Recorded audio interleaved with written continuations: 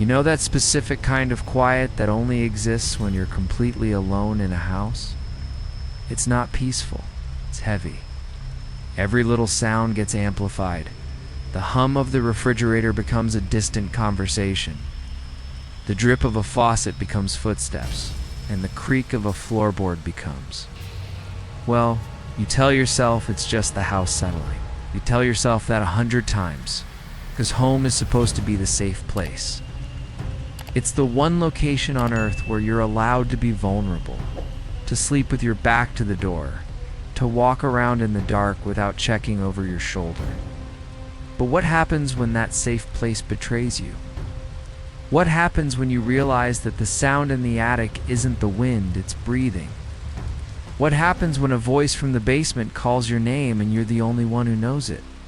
And what happens when you look out the window and see something standing behind you that isn't there when you turn around? These are 3 true accounts from people who were home alone and discovered, in the worst possible way, that they were never really alone at all. Turn on a light, check the locks. Maybe, just maybe, don't look in the mirror for a while. I'm your narrator. Let's go inside. This first story comes from a woman named Claire, who lived alone in a small, old bungalow house in a quiet suburban neighborhood. It was the kind of house with character creaky hardwood floors, a big front porch, and an attic that she'd never used.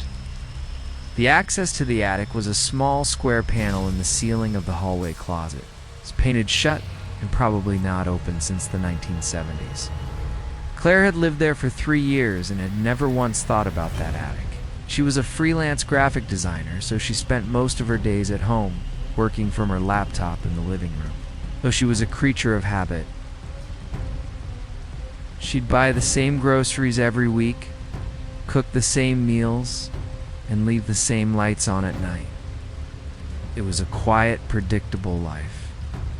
Then, about 6 months ago, small things started happening. Nothing dramatic, just off. She'd buy a box of granola bars, and by Wednesday, there would be only 2 left. She didn't remember eating 6 granola bars in 3 days. She'd open the fridge and notice the milk was lower than she thought. She'd find a single Cheez-It on the kitchen floor, like someone had dropped it and not picked it up.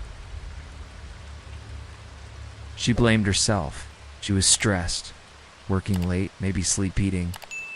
She started keeping a food diary just to prove to herself she wasn't losing her mind. But the diary made it worse. According to her log, she was missing a yogurt, 2 slices of bread, a handful of baby carrots, and an entire box of raisins all within a single week. And then there was the sound. At first she thought it was a squirrel or a raccoon on the roof. It was a soft scrabbling sound coming from above her bedroom ceiling, around 2 o'clock or 3 o'clock in the morning. But it wasn't the frantic, scurrying sound of an animal. It was deliberate. It was slow. It sounded like someone moving very carefully, trying not to make noise. But the old wood betrayed them. Creak, pause, creak, pause. One night Claire couldn't take it anymore. She got out of bed at 3 a.m., grabbed a flashlight from the kitchen drawer, and dragged a chair into the hallway closet.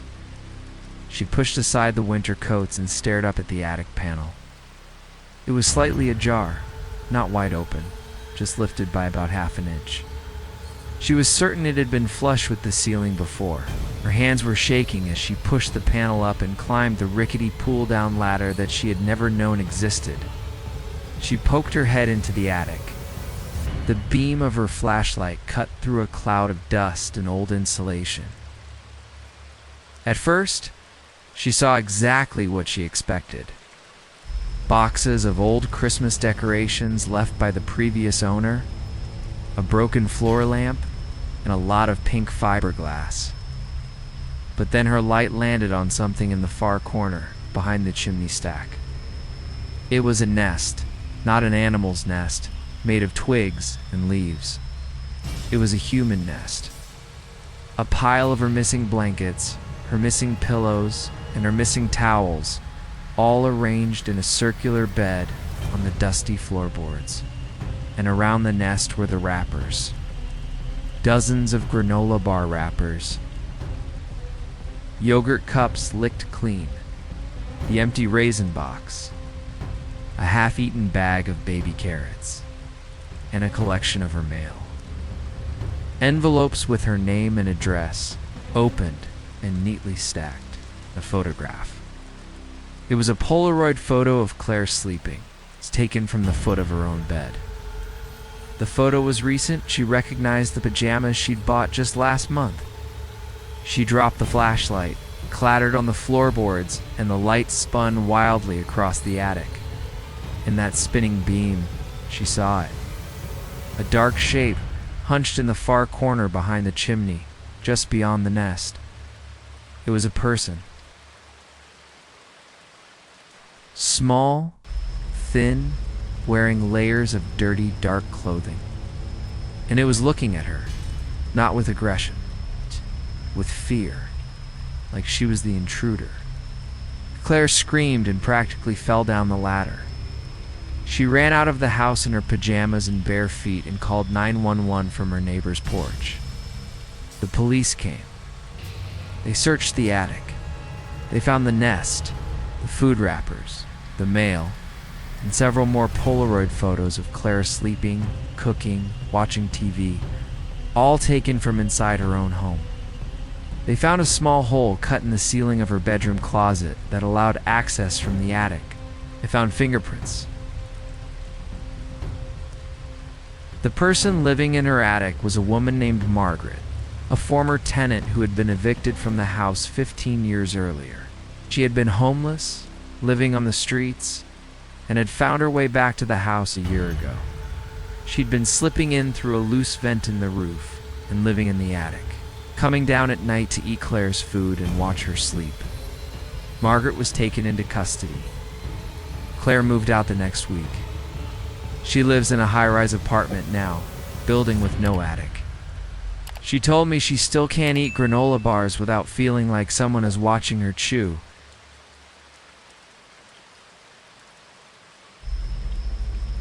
Our second story comes from a man named Derek, who was house-sitting for his aunt and uncle while they were on a 2-week cruise.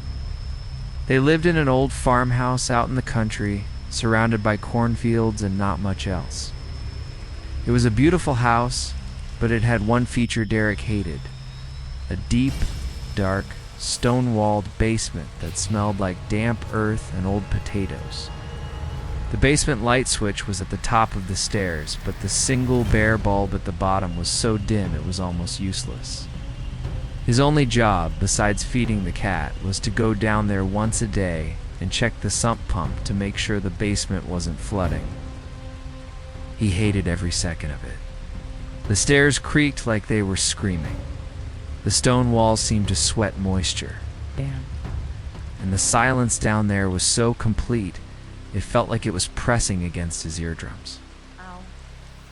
One night, about a week into his stay, he was sitting on the couch watching a movie when he heard it.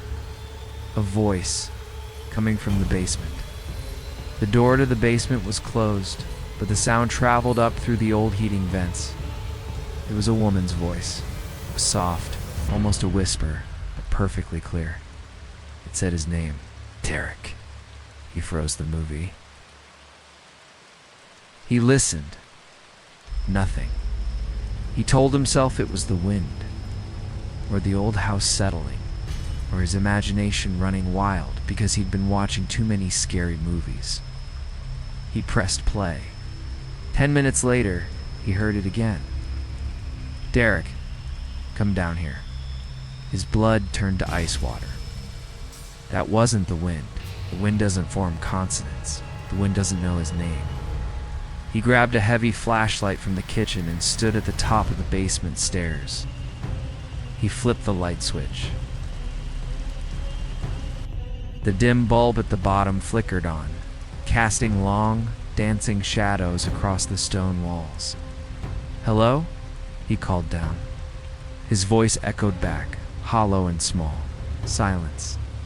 Then, from the darkness at the far end of the basement, beyond the reach of the dim bulb, The voice came again. It was louder now. Clearer, Derek. I'm cold. Come down here and help me. His hand was shaking on the flashlight. He took one step down. The stair groaned. He took another step. The air got colder. By the time he reached the bottom, he could see his breath. He shined the flashlight into the dark corner where the voice had come from. It was an old, empty coal bin. Nothing but black dust and cobwebs. He exhaled, laughing nervously at himself, and then a hand touched his shoulder from behind. He spun around, the flashlight beam whipping across the basement. There was nothing there. But on the stone wall, written in what looked like wet, black mud or old coal dust, were the words, "I know you can hear me." "Why won't you help me?" He ran. He didn't walk. He ran up those screaming stairs, slammed the basement door, and shoved a chair under the handle. He didn't sleep that night. He sat on the couch with all the lights on, listening to the basement door. Around 4 a.m., he heard a soft scratching on the other side of the door. And then the voice, muffled but unmistakable. "Derek, you're being very rude." He packed his bag and left at sunrise. He drove to a motel and stayed there until his aunt and uncle got home. He never told them what happened. But when his aunt asked if everything was okay, she mentioned offhandedly, "Oh, I forgot to tell you. If you hear someone calling your name from the basement, just ignore her. She's been doing that since we bought the place. We think it's the ghost of a woman who died in a snowstorm back in the 1800s. She gets lonely." Derek has not been back to that farmhouse. He doesn't house sit anymore. He says he can't be in a room with a closed basement door without feeling like someone is standing on the other side, waiting for him to say his own name out loud.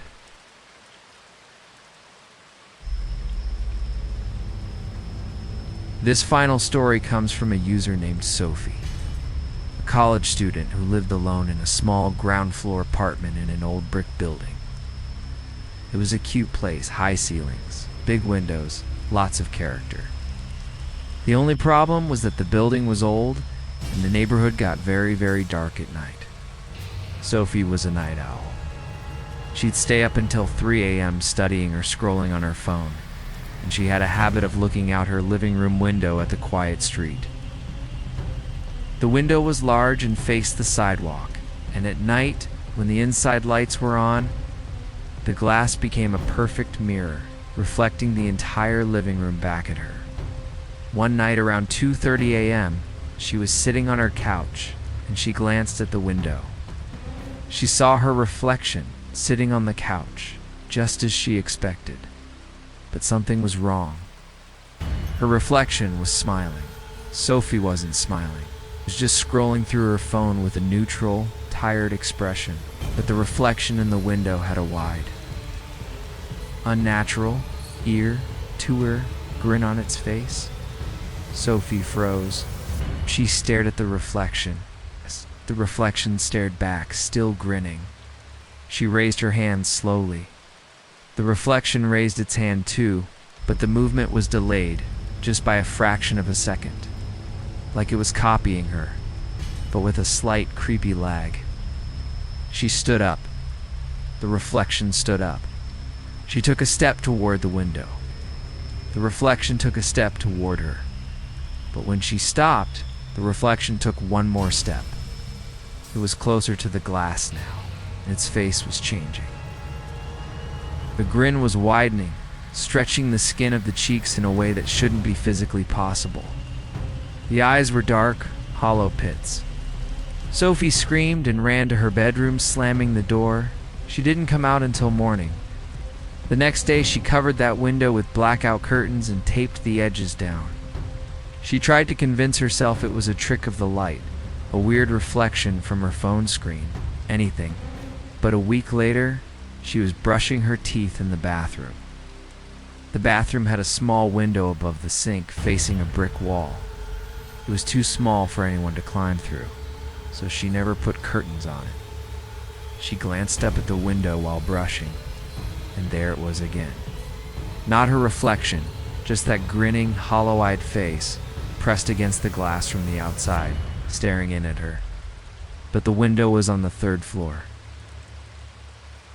And there was nothing outside but a sheer brick wall and a 3-story drop. She ran out of the bathroom and called her brother, who came over immediately. They searched the outside of the building. No ladder, no rope. No way for anyone to be at that window. Her brother told her it was probably a weird reflection from the bathroom light. Sophie wanted to believe him, and she really did. But she moved out 2 weeks later. She lives in a high-rise now on the 15th floor.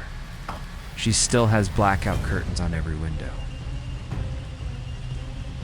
She says sometimes late at night, when she's walking past a dark window in her new apartment, she catches a glimpse of something in the corner of her eye. A grin, a face that isn't quite hers. And she wonders if whatever was in that old apartment followed her. Or maybe, and this is the thought that keeps her up at night, maybe it was always inside the reflection. And she just happened to notice it for the first time. She doesn't look at mirrors anymore. Not really. She does her makeup by feel and uses her phone camera. She says mirrors are just windows to a place where something is always watching, always grinning, and always waiting for you to look away so it can take one more step closer. And just like that, the house is quiet again. But is it? Or is that just what we tell ourselves so we can sleep at night? Claire thought her attic was just storage. Derek thought his aunt's basement was just a damp hole in the ground. Sophie thought her window was just glass. All 3 of them were home alone in their safe places. And all 3 of them learned that home is just a word. Walls don't keep things out if those things are already inside. The next time you're alone in your house and you hear a creak from upstairs, or a whisper from the basement, or see a flicker in the window reflection, maybe don't investigate. Maybe just turn up the TV, pull the blankets over your head, and pretend you didn't notice. Because once you acknowledge it, once you let it know that you know, it stops hiding. If you made it through these 3 stories, you've earned your rest. Do me a favor and drop a like it. Really helps this small channel keep the lights on. And if you're new here, hit subscribe and ring the bell. We explore the dark corners of the world every single week. Now tell me in the comments, what's the creepiest thing that's ever happened to you while you were home alone? I read every single story, and trust me, some of the comments on this channel are scarier than anything I could ever narrate. Until next time, lock your doors, check your attic, and whatever you do, don't look at the window. Not really. Not for too long. You might not like who looks back.